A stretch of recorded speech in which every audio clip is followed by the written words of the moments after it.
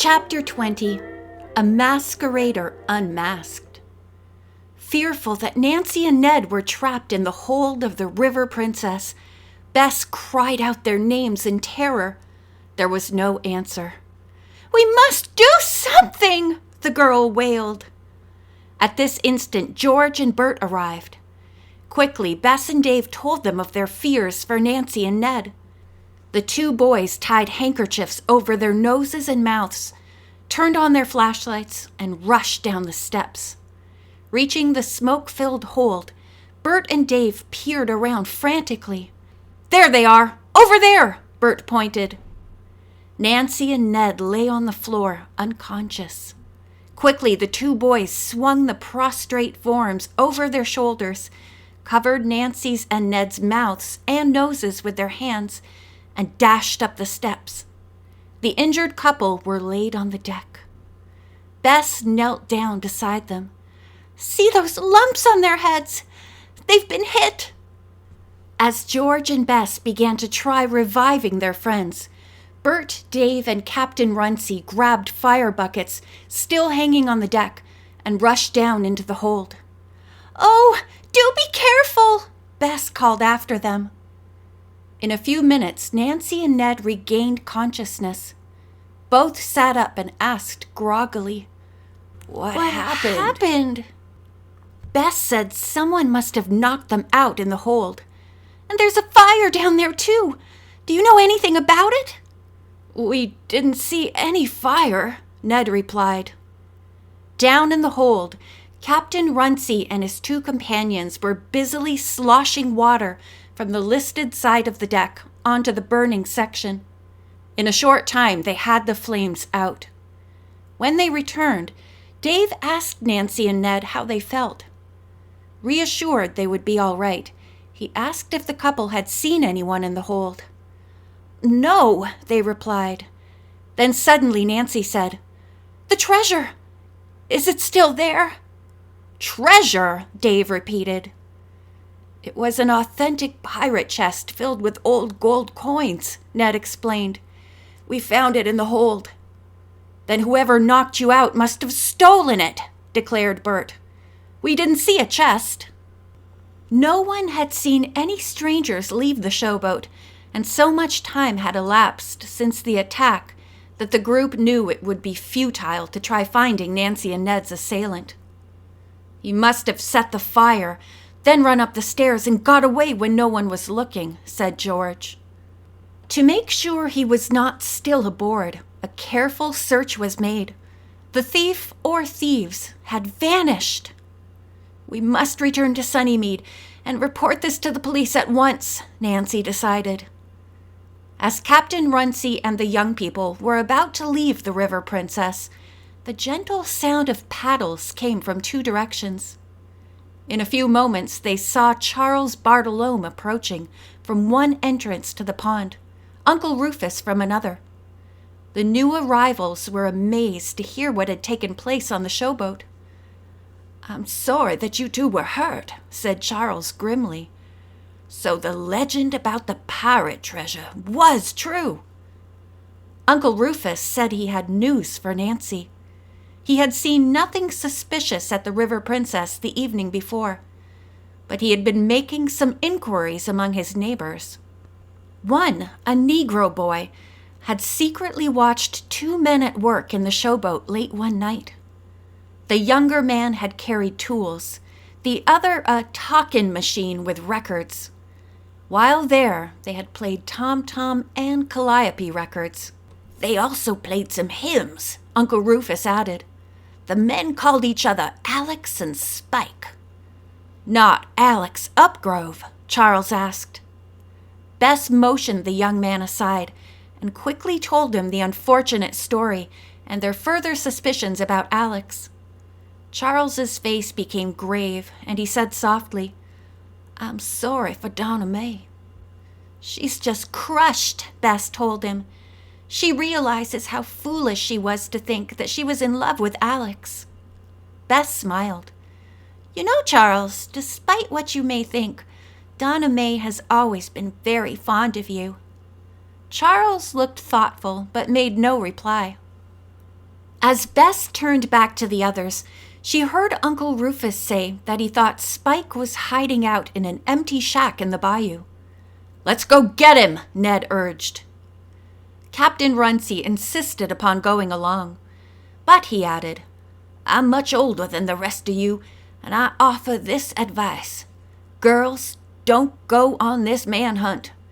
Those fellas are too dangerous." Nancy reluctantly conceded that he was right. Being familiar now with the bayou, the three girls set off alone in one of the canoes to return to Sunnymead. When they told their story, the Havers were astounded. While the group were excitedly discussing the new developments, Captain Runcie and the Emerson boys returned. "We caught one of the men," Dave announced. "But the other one got away with the pirate chest just before we arrived."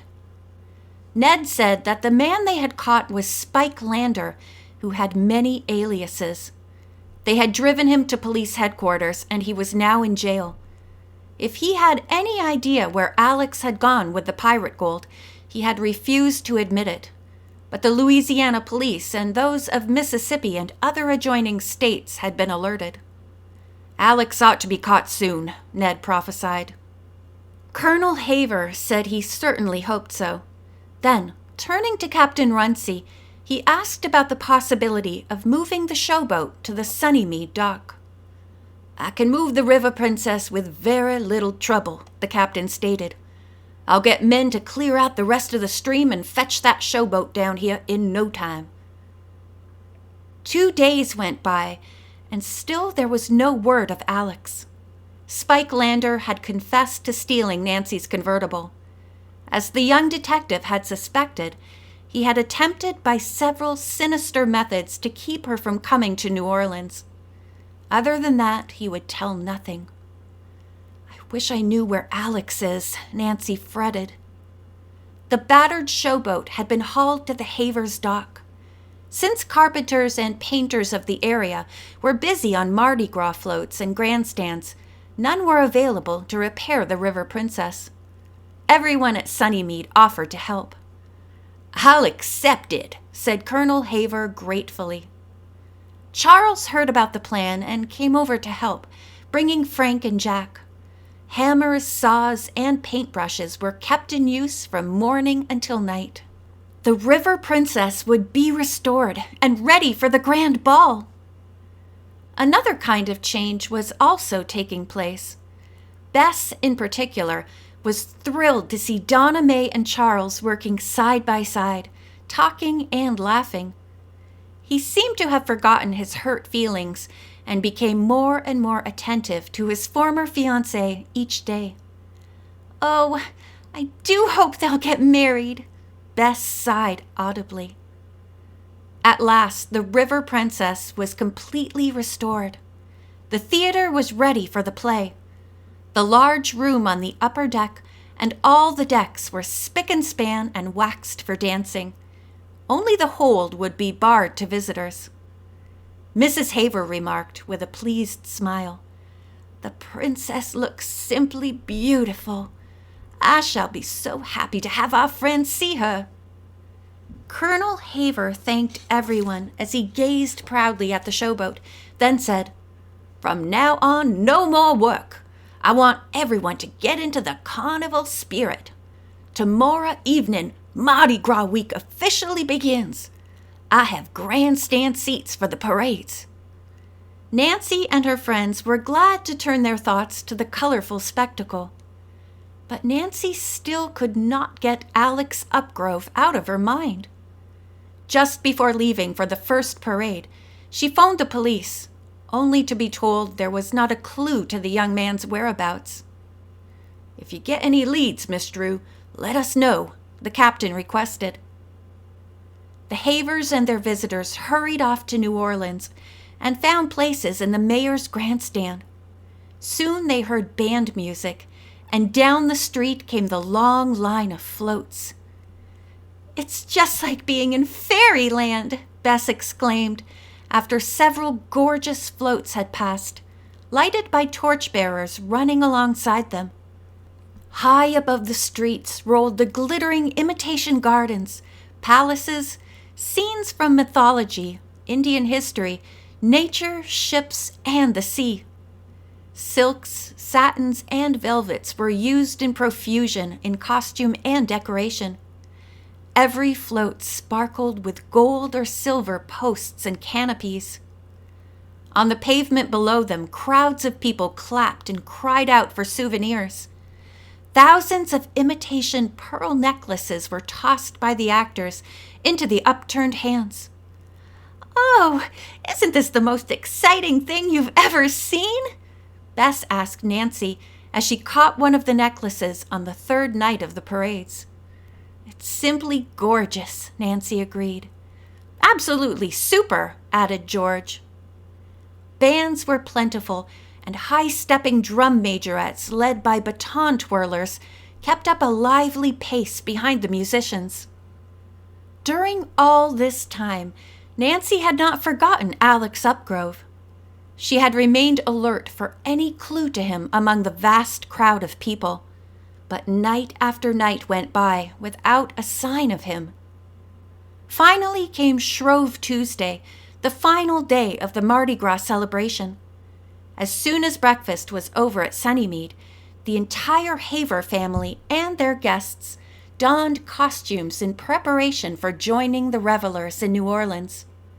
Today the parade would start at 10:30. As the girls from River Heights and the Emerson boys, all dressed as clowns, rode toward the city in Nancy's car, she said, "I have a hunch. Maybe it's far-fetched, but I feel that we'll find Alex Upgrove today." "How?" Ned asked. "Even if he's around, which I doubt, he'll probably be in costume. That would be the easiest way for him to hide his identity." "I know that," Nancy answered, "but he hasn't been caught, so I believe he's in town." "I can't get that wadded piece of paper out of my mind. I mean the one Alex threw from the car." On it was a patch of maroon with a gold stripe running through the center. It might have meant a float covered by maroon velvet with a gold stripe. "You mean Alex might be on it?" Ned asked incredulously. Nancy nodded. "In some way, he'll be using the pirate coins." The young detective laughed. "I think Alex might even have made some kind of arrangement to rent the coins to the parade committee, provided he found them before the Mardi Gras. He'll use the cash to get out of town while still in costume." "And leave the chest of pirate money behind?" Bert asked unbelievingly. "Oh, no," said Nancy. "He'll manage to take it with him." Nancy suggested that since all of them were in similar costumes, it might be wise for them to separate. "If Alex is around, he won't be so apt to notice us. We'll meet you later on where the parade breaks up on Claiborne Avenue." Ned parked the car, and the 6 masked revelers alighted. He and Nancy found an advantageous spot from which to watch the parade as it went along St. Charles Avenue. Float after float went by without arousing any more than admiration on the part of the young people. Then suddenly Nancy grabbed Ned's arm. "Look!" she whispered excitedly. "Here comes a pirate float, and around the outside is maroon velvet with a gold stripe." She and Ned watched intently as the float came closer. 3 of the pirates were busy throwing necklaces to the costumed revelers in the street below them. A 4th pirate was bent over a treasure chest. He was busy sifting gold coins through his fingers, much to the delight of the crowd. "Throw me some of your money!" cried a bystander dressed as a knight in armor. "Yes, I'd like some pirate's money," called his companion in a skeleton costume. The cloaked pirate merely laughed. As he passed just above Nancy, she peered at him searchingly, trying to figure out what his face would look like without makeup and mustache.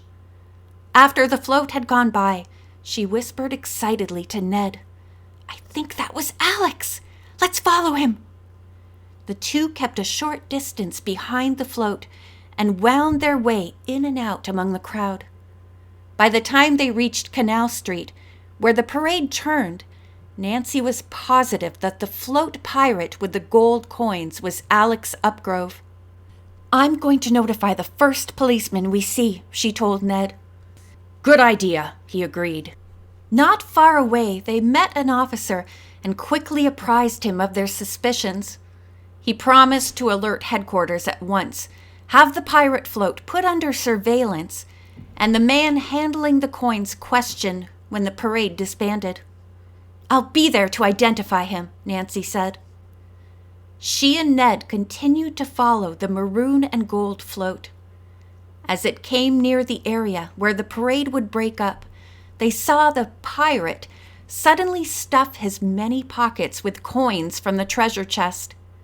The rest he dumped into a small sack he was holding and tucked this into his velvet waistcoat. "That's Alex, all right," said Nancy. "Oh, Ned, look! He's going to jump off the float and get away before the police come." "But he won't get away from me," declared Ned grimly. The man jumped to the sidewalk. As he started to run, Ned made a flying leap, and the two crashed to the pavement. Several revelers screamed. Their outcries caught the attention of the police, who were waiting a short distance away. In a few seconds, 2 officers were on the scene. By this time, Ned had pulled the pirate to his feet and was holding him in a vice-like grip. Nancy rushed up and definitely identified the suspect as Alex Upgrove. His hat, wig, and mustache had fallen off in the struggle, and most of his makeup had rubbed away. "What's the meaning of this?" Alex asked angrily. "You're under arrest," said one of the officers. "I haven't done anything wrong," the fugitive contended stoutly. "According to this young lady, you have several crimes to your credit." The officer named only one, knocking out Ned and Nancy on the showboat and setting the fire. On hearing this, Alex broke down and confessed that Alex Upgrove was not his right name, although he refused to say who he was. Months before the Mardi Gras, he had met Spike Lander, who had heard the rumor of the pirate coins. "Spike needed somebody with class to ingratiate himself with the Havers and keep track of what was going on, so he chose me. I figured out this Oxford business, and it worked all right with Donna May and her parents. But you, Nancy Drew, spoiled the whole game." Alex admitted that he and Spike had arranged to haunt the showboat. When Nancy was learning too much, he had followed her to the de la Verne's. The elderly Oxford graduate had been his undoing. "So I had to leave Sunnymead," he said. "But Spike and I weren't going to give up hunting for that pirate treasure. When Nancy found it for us, we had to knock her out to escape. The fire was accidental. Spike lighted a match, and in the rush to get away, I guess he dropped it." Alex went on to say that he had arranged, also in advance, to be included as a pirate on the float under still another important assumed name. He had figured if all went well, he could use it as a surprise for Donna May, whom he really had intended to marry and gain a social position for himself. At this, Nancy and Ned exchanged glances as if to say, "What tremendous conceit the man has! To believe he could have gotten away permanently with such a scheme!" Alex had also figured that if his plans went wrong, Mardi Gras Day would be an excellent one in which to disappear. As Nancy had guessed, he had rented the coins to the parade committee and planned to use the cash to make a getaway. She had also been right about the wad of paper with the identifying maroon and gold. It had been a signal to Spike. There was invisible writing on it, asking his partner to help trail Nancy. "Yes, Spike rigged that vine barricade," Alex admitted when Nancy questioned him on this. "And he and I used a duck call to signal each other whenever we thought anyone else was in the vicinity of the showboat." "And did he throw the stone at me and play ghost on the River Princess?" "Yes." When the captive's story was finished, The police officer said to him, "Well, Upgrove, your masquerade has ended. Your pal is behind bars, and that's where you're going also. It's too bad you chose the wrong kind of company when you got along so well with nice folks." Bess, George, and their companions reached the group just then. Nancy said, "Alex has confessed," and the prisoner was led away. "Well, Nancy, you solved the mystery of the haunted showboat and did a magnificent job," Ned praised her. "Hip, hip, hooray!" said Bert, striking an exaggerated pose. Nancy laughed. "Now that the mystery is solved, let's have some fun." But suddenly a wistful feeling came over her as she thought, "When will I have the chance to solve another?" Nancy's question was to be answered very soon, when she found herself involved in The Secret of the Golden Pavilion. In a gay mood, the young people returned home. Their hosts and Donna May were already there. With them was Charles. All listened in awe and admiration as Bess and George told about the capture of the false Alex Upgrove and the recovery of the pirate treasure. "It's unbelievable," said Colonel Haver. "Nancy, how can we ever thank you? Unless," he added, a twinkle in his eyes, "the pirate treasure you found is reward enough." Nancy stared in amazement. "Oh, I shan't claim that. I'd like 1 coin as a souvenir, but you and the de la Vernes should share the treasure." "We'll see," said Colonel Haver. There was silence for a few moments. Then he continued, "Nancy, you are responsible for something far more important than solving the mystery of the haunted showboat. I want to take this opportunity to tell you all that after the pageant tonight, the engagement of my daughter, Donna May, to Charles Bartolome will be formally announced." "Oh, I'm so happy to hear that," Nancy cried out, and Bess and George gave a rousing cheer. Donna May hugged Nancy gratefully, and on her cheek the young detective could feel a few tears. "Nancy, you helped me recover something more precious than all the gold in the world," Donna May whispered. The end.